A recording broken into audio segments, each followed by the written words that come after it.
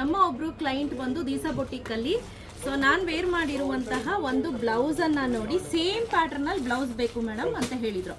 So ನಾವು ಅವ್ರನ್ನ just ನೀವು ಡ್ರೆಸ್ಸಸ್ ಯಾವ ಸೈಜ್ ವೇರ್ ಮಾಡ್ತೀರಾ ಅಂತ ಕೇಳಿದ್ವಿ. ಸೊ ಆ ಸೈಜ್ ಮೇಲೆ ಅಳತೆ ಮೇಲೆ ನಾವು ಬ್ಲೌಸನ್ನು ಸ್ಟಿಚ್ ಮಾಡಿದ್ದೀವಿ. ಸೊ ಅವ್ರದ್ದು 42 ಅಂತಂದರೆ 44 ಬ್ಲೌಸನ್ನು ನಾವು ಸ್ಟಿಚ್ ಮಾಡಿ ರೆಡಿ ಮಾಡಿದ್ದೀವಿ.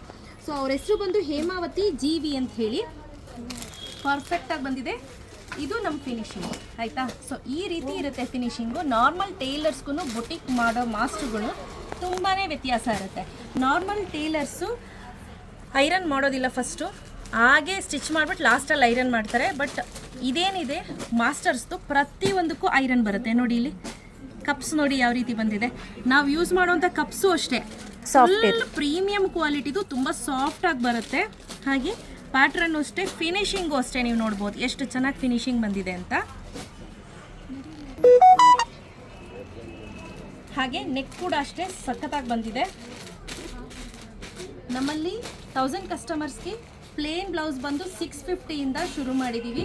ಸೊ ಯಾರಿಗಾದ್ರೂ ಬೇಕು ಅಂದರೆ ಡೆಫಿನೆಟ್ಲಿ ಬಂದು ಪ್ಲೇನ್ ಬ್ಲೌಸನ್ನು ಸ್ಟಿಚ್ ಮಾಡಿಸ್ಕೊಬೋದು. ಒಂದು ಟ್ರಯಲ್ ಕೊಟ್ಟು ನೋಡಿ, ಆಮೇಲೆ ನೀವು ನೆಕ್ಸ್ಟ್ ಯಾವುದಿದೆ ನಿಮ್ಮದು ಅದನ್ನು ಕೊಟ್ಟು ಸ್ಟಿಚ್ ಮಾಡಿಸ್ಕೊಳ್ಳಿ.